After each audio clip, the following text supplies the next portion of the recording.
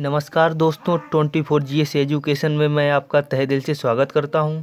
आज मैं आपके लिए भारत का भौतिक विभाजन चैप्टर लेकर आया हूं। तो आज हम पढ़ने वाले हैं भारत का भौतिक विभाजन, जिसमें हम हिमालय के बारे में पढ़ेंगे। तो याद रखिएगा। तो आइए टॉपिक शुरू करते हैं। आप वीडियो के अंत तक जुड़े रहिए हमारे साथ। और आज तक आपने कभी भी इस प्रकार से पढ़ा नहीं होगा और आपको सारा का सारा याद भी होगा। तो आइए शुरू करते हैं। सबसे पहले देखते हैं कि भारत में जो पर्वत हैं वो कितने परसेंट हैं। तो जो पर्वत हैं वो हैं कितने परसेंट? 11%। अगर हम पहाड़ की बात करते हैं तो पहाड़ कितने परसेंट भारत में पाए जाते हैं? तो भारत में पहाड़ पाए जाते हैं 18%। और अगर पठार की बात करें तो पठार पाए जाते हैं 27%। और मैदान, जो मैदानी क्षेत्र हैं वो कितने परसेंट में पाए जाते हैं? तो सर्वाधिक 44% में पाए जाते हैं। तो याद रखना, सर्वाधिक क्षेत्र किसका है? मैदान का है। उसके बाद क्या आता है? उसके बाद आता है पठार। पठार के बाद क्या आता है? पहाड़, फिर पर्वत। तो ये बात कंफर्म होगी। और जो मैदानों में 90% जनसंख्या, भारत की जितनी भी जनसंख्या है उसका 90% कहाँ पर निवास करती है? तो मैदानों में निवास करती है। अगर पूछा जाए कि जो पठार है, पहाड़ है, पर्वत है, इनमें कितने परसेंट जनसंख्या निवास करती है भारत की? तो याद रखना 10% जनसंख्या भारत की निवास करती है। किसमें? पठार, पहाड़ और पर्वत में। और मैदानों में कितनी परसेंट निवास करती है? तो 90%। भारत के पर्वतीय भाग को दो भागों में बांटा गया है। एक जो हिमालय वाला भाग है वो किधर जाएगा? उत्तर पर्वतीय भाग। और एक दक्षिण पर्वतीय भाग, जिसमें हम पश्चिमी घाट को पढ़ेंगे। वो वीडियो इसके जस्ट बाद आएगा। तो ये उत्तर पर्वतीय भाग की लंबाई कितनी है? तो उसकी लंबाई है 2500 किलोमीटर में ये फैला हुआ है। और इसकी चौड़ाई पूछी जाए तो 160 किलोमीटर से 400 किलोमीटर के बीच में फैला हुआ है। और इसकी औसत ऊंचाई जो कि 600 मीटर है। और वो एक कुल कितने देशांतर में फैला हुआ है? तो ये भी पूछा जा चुका है। तो ये 22 देशांतर में फैला हुआ है। कौन सा? उत्तर पर्वतीय भाग, जिसमें हिमालय के बारे में पढ़ेंगे। और इसका कुल क्षेत्रफल कितना है? तो 5 लाख वर्ग किलोमीटर में फैला हुआ है हिमालय। विश्व की सर्वाधिक ऊंची चोटियां कितनी हैं? जो कि 6500 मीटर से ऊंची हैं। उनकी जनसंख्या है 94। और 94 में जो 92 जनसंख्या है वो किस में पाई जाती हैं? तो वो पाई जाती हैं एशिया महाद्वीप में। तो याद रखना, जो सर्वाधिक ऊंची चोटियां हैं वो हैं एशिया महाद्वीप में। कितनी? 92। और सर्वाधिक कितनी ऊंची चोटी हैं 6500 मीटर से? तो वो है 94। 94 में से 92 पाई जाती हैं एशिया महाद्वीप में। आइए देखते हैं अब हिमालय के बारे में। हिमालय के 4 भागों में बांटा गया है। इसमें सबसे पहला आएगा क्या? ट्रांस हिमालय। उसके बाद आएगा बृहत हिमालय, फिर मध्य हिमालय और शिवालिक हिमालय। तो सबसे पहले पढ़ेंगे ट्रांस हिमालय को। ट्रांस हिमालय को यूरोपियन प्लेट का एक खंड है। इसको यूरोपियन प्लेट का एक खंड माना गया है। और इसके अन्य नाम भी है। इसको तिब्बत हिमालय के नाम से भी जाना जाता है और तैथिस सागर के भी नाम से जाना जाता है। तैथिस सागर क्यों इसको नाम दिया गया? क्योंकि जहाँ पर हिमालय वहाँ पर पहले कभी क्या हुआ करता था? तो तैथिस सागर हुआ करता था। इसीलिए इसको तैथिस सागर के भी नाम से जाना जाता है। इस हिमालय में 4 सबसे ऊंची श्रेणियां पाई जाती हैं, पर्वत श्रेणियां। इनसे क्वेश्चन पूछे जाते हैं। तो कौन कौन सी हैं? तो सबसे पहले आती है काराकोरम श्रेणी। काराकोरम श्रेणी में गाडविन ऑस्टिन, आपको पता है भारत की सबसे ऊंची चोटी जिसको गाडविन ऑस्टिन या केटू के नाम से जानते हैं, जो कि किस श्रेणी में है? काराकोरम श्रेणी में। कितनी मीटर ऊंची है? तो ये है 8614 मीटर ऊंची है। कौन सी? केटू, जो कि गाडविन ऑस्टिन के नाम से जानी जाती है। कहाँ पर है? भारत में है। उसके बाद देखते हैं जो दूसरी श्रेणी है वो है लद्दाख। लद्दाख से क्या क्वेश्चन पूछे जाते हैं? इससे इसके अंदर 4 बड़े ग्लेशियर हैं। भारत का सबसे बड़ा ग्लेशियर सियाचिन, वो भी इसी में स्थित है। और जो अगले 4 ग्लेशियर वो कौन कौन से हैं? पहला है सियाचिन, दूसरा है बियाफो और बाल्टोरा और हिस्पर। आप ये सीरियल से याद रखिएगा।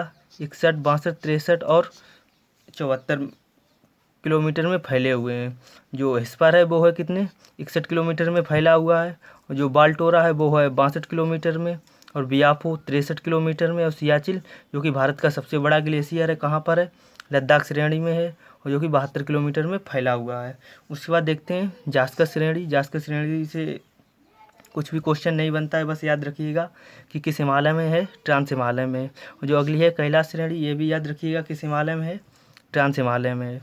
आपसे पूछा जाएगा कि हिमालय से पहले वो कौन सी नदियाँ थी कि जब हिमालय की उत्पत्ति भी नहीं हुई थी वो नदियाँ बहा करती थीं, तो वो 3 नदियाँ हैं।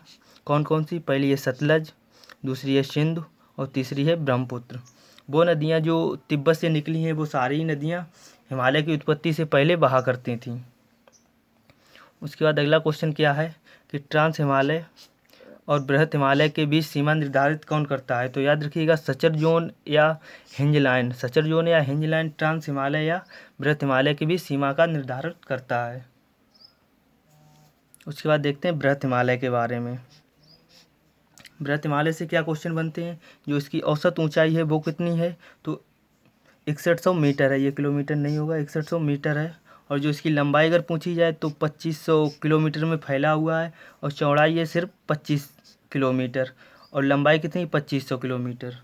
अगर इसकी बात की जाए कि भारत में कहाँ से कहाँ तक फैला हुआ है ये हिमालय, तो याद रखना ये जम्मू कश्मीर में पड़ेगा। कौन सा? नंगा पर्वत। जम्मू कश्मीर के नंगा पर्वत से लेकर के अरुणाचल प्रदेश के नामचा बरवा तक फैला हुआ है। कौन सा हिमालय? बृहत हिमालय। बृहत हिमालय में सर्वाधिक 8 ऊंची चोटियां पाई जाती हैं। विश्व की सर्वाधिक 8 ऊंची चोटियां किसमें पाई जाती हैं? तो बृहत हिमालय में पाई जाती हैं, तो याद रखना। और इसके मध्य भाग में सबसे ऊंची चोटी पाई जाती है जो कि नेपाल और भारत में स्थित है। जो सबसे पहली चोटी है वो कौन सी है? एवरेस्ट है। एवरेस्ट ये कितने मीटर ऊंची है? तो याद रखना ये 8848 मीटर ऊंची है। कौन सी चोटी? एवरेस्ट। उसके बाद आता है कंचनजंगा। कंचनजंगा ये भारत में है स्थित, जो कि सिक्किम में पड़ेगी। उसके बाद आता है मकालू। मकालू नेपाल में स्थित है। उसके बाद धौलावीरा। धौलावीरा भी कहाँ पर है? नेपाल में है। जो नंगा पर्वत है, नंगा पर्वत पड़ेगा आपका उत्तराखंड में। उसके बाद आता है अगला अन्नपूर्णा। अन्नपूर्णा भी पड़ेगा कहाँ पर? नेपाल में। नंदा देवी। नंदा देवी पड़ेगा आपका उत्तराखंड में। और नामचा बरवा। नामचा बरवा पड़ेगा पर्वत आपका अरुणाचल प्रदेश में। तो ये 8 सबसे बड़ी चोटियाँ हो गई, जो कि एवरेस्ट कहाँ पर है? नेपाल में है। इसके याद करने की ट्रिक क्या है? तो इसके याद करने की ट्रिक है एकम धोना अन्ना। ऐसे क्या हो जाएगा? ऐसे हो जाएगा एवरेस्ट। कम से क्या हो जाएगा? का से हो जाएगा कंचनजंगा और माँ से हो जाएगा मकालू। उसके बाद धौ से हो जाएगा धौलावीरा।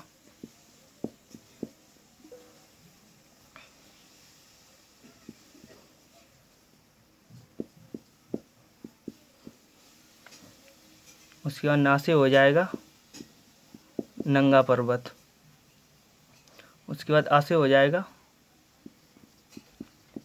अन्नपूर्णा और इस ना से हो जाएगा नंदा देवी।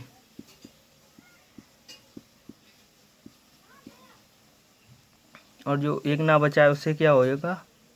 नामचा बरवा। तो ये सारी चोटियाँ आप याद कर सकते हो किस ट्रिक से? एक कम दो ना अन्ना। तो उसके बाद देखते हैं एवरेस्ट से क्या क्या क्वेश्चन बनते हैं। जो एवरेस्ट है, एवरेस्ट को नेपाल में किस नाम से जाना जाता है? एवरेस्ट को नेपाल में जाना जाता है सागर माता के नाम से। और जो तिब्बत व भूटान में इसको किस नाम से जाना जाता है? इसको जाना जाता है चोमो लुंगमा। चोमो लुंगमा का अर्थ क्या है तिब्बत में? तो इसको कहा जाता है पर्वतों की रानी, इसीलिए इसको तिब्बत व भूटान में किस नाम से जाना जाता है? तो चोमो लुंगमा के नाम से जाना जाता है। आपसे क्वेश्चन पूछा जाएगा कि बृहत हिमालय और लघु हिमालय किस प्रकार से अलग होते हैं, तो याद रखना मन सेंट्रल थ्रस्ट द्वारा ये अलग होते हैं एक दूसरे से। उसके बाद देखते हैं हम लघु हिमालय के बारे में, लघु हिमालय या मध्य हिमालय के बारे में। जो लघु हिमालय या मध्य हिमालय है, इसकी औसत ऊंचाई कितनी है? तो औसत ऊंचाई है 3000 मीटर। और जो अधिकतम ऊंचाई अगर पूछी जाए, अधिकतम ऊंचाई है 4500 मीटर और औसत ऊंचाई 3000 मीटर। इससे ज़्यादा क्वेश्चन नहीं बनते हैं, लेकिन इसके जो दर्रे हैं वो मोस्ट इम्पोर्टेंट हैं। जो लघु हिमालय या मध्य हिमालय, इसमें 2 दर्रे पाए जाते हैं जम्मू कश्मीर के। पहला पीर पंजाल दर्रा और दूसरा बनिहाल दर्रा। और इसमें 4 श्रेणियाँ भी पाई जाती हैं। 4 पर्वत श्रेणियाँ कौन कौन सी हैं? तो एक है धौलाधर, याद रखना पहली कौन सी है? धौलाधर। जिसमें शिमला नगर बसा हुआ है, याद रखना। और जो दूसरी है नांग, तीसरी रीवा और चौथी मंसूरी। तो ये 4 श्रेणियां हैं इस हिमालय में। तो याद रखना लघु हिमालय व मध्य हिमालय से इतने ही क्वेश्चन बनते हैं। अगला क्वेश्चन क्या है कि लघु हिमालय व शिवालिक हिमालय किस प्रकार से अलग होते हैं। तो याद रखना लघु हिमालय व शिवालिक हिमालय के बीच में सीमा कौन निर्धारित करता है या किस प्रकार से अलग होते हैं। तो किस प्रकार से अलग होते हैं, तो मैन बाउंड्री फॉल्ट द्वारा ये अलग होते हैं। उसके बाद देखते हैं हम शिवालिक हिमालय के बारे में। शिवालिक हिमालय से क्या क्वेश्चन बनते हैं। तो शिवालिक हिमालय की औसत ऊंचाई कितनी है। तो शिवालिक हिमालय की औसत ऊंचाई है 1200 मीटर। और उसमें कौन सी वनस्पति पाई जाती है। तो कोणधारी जो वनस्पति या वन है वो किस हिमालय में पाए जाते हैं। तो वो शिवालिक हिमालय में पाए जाते हैं। इस पर ढाल पर पाए जाने वाले कुछ घास के मैदान हैं, उसको जम्मू कश्मीर में क्या कहते हैं। तो जम्मू कश्मीर में जाना जाता है गुलमर्ग, सोनमर्ग व टनमर्ग के नाम से। कौन कौन से, गुलमर्ग, सोनमर्ग और टनमर्ग के नाम से जो शिवालिक हिमालय पर घास के मैदान पाए जाते हैं उनको जम्मू कश्मीर में कहा जाता है गुलमर्ग, सोनमर्ग या टनमर्ग। उसके बाद देखते हैं उत्तराखंड में जो ये शिवालिक हिमालय में घास के मैदान पाए जाते हैं उनको बुग्याल या प्यार के नाम से जाना जाता है। बुग्याल या प्यार के नाम से जाना जाता है किस घास के मैदान को, जो शिवालिक हिमालय पर पाए जाते हैं ढालदार घास के मैदान। उसके बाद देखते हैं अरुणाचल प्रदेश में जो शिवालिक हिमालय का कुछ हिस्सा गया है उसको किस नाम से जाना जाता है। तो वहाँ पर इसको डफला, मिरी, अबोर और मिसमी, ये 4 पहाड़ियाँ हैं। कौन कौन सी, डफला, मिरी, अबोर और मिसमी पहाड़ियाँ पाई जाती हैं कहाँ पर, अरुणाचल प्रदेश में। किस हिमालय की ये श्रेणी है, तो ये शिवालिक हिमालय की श्रेणी है। उसके बाद देखते हैं उत्तर पूर्वी में ये घूमा हुआ है हिमालय कौन सा, शिवालिक हिमालय। ये मेघालय में जाएगा। मणिपुर और नागालैंड ये नीचे की ओर झुका हुआ है, जिसमें कुछ पहाड़ियाँ पाई जाती हैं और इन पहाड़ियों के ही नाम पर वहाँ पर जनजातियाँ रहती हैं, उन जनजातियों के नाम पर इन पहाड़ियों के नाम रखे गए हैं। जो मेघालय में पाई जाती है वो कौन कौन सी हैं। तो गारो, खासी, जयंतिया। जो गारो, खासी, जयंतिया पहाड़ी हैं, इन पर गारो, खासी, जयंतिया नाम की जनजातियाँ भी निवास करती हैं। उसके बाद देखते हैं मणिपुर में 2 पहाड़ियाँ हैं, एक है पटकोई और दूसरी है लुसोई। और जो नागालैंड में है नागा पहाड़ी। तो याद रखना नागालैंड में है नागा पहाड़ी, मणिपुर में है पटकोई और लुसोई पहाड़ी, मेघालय में है गारो, खासी, जयंतिया। उसके बाद देखते हैं जो अरकाईनुमा पर्वत है ये भारत व म्यांमार के बीच सीमा बनाता है। कौन सा पर्वत, अरकाईनुमा पर्वत। ये एग्जाम में काफ़ी बार पूछा जा चुका है। अरकाईनुमा पर्वत किन किन देशों के बीच में सीमा बनाता है, तो भारत और म्यांमार के बीच में। जो बाह्य हिमालय या उप हिमालय की संज्ञा दी गई वो किसको दी गई है, वो दी गई शिवालिक हिमालय। तो याद रखना शिवालिक हिमालय को बाह्य हिमालय या उप हिमालय के नाम से भी जाना जाता है। हिमालय का सबसे बड़ा ग्लेशियर कौन सा है, तो याद रखना हिमालय का सबसे बड़ा ग्लेशियर ससायमी है। हिमालय का सबसे बड़ा ग्लेशियर ससायमी है। और भारत का सबसे बड़ा पूछा जाए तो सियाचिन है।